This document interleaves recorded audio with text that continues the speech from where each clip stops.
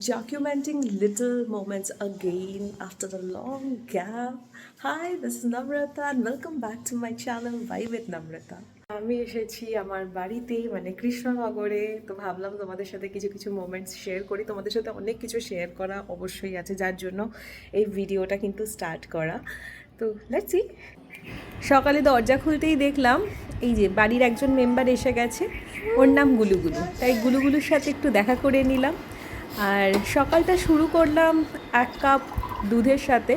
আপাতত ডায়েটে এটাই আমার চলছে, 1 কাপ দুধ। আমি ইন জেনারেল দুধ খেতে খুব যে ভালোবাসি তা না। তো যাই হোক, এরপরে ব্রেকফাস্টে ছিল এই প্রোটিন প্যানকেকটা। তোমাদের যদি কারোর এই রেসিপি দরকার হয় আমাকে অবশ্যই কমেন্টসে জানিও। এরপরে মিড মর্নিং স্ন্যাক্স হিসাবে খেলাম এই লিচুগুলো জাস্ট দারুণ মিষ্টি ছিল।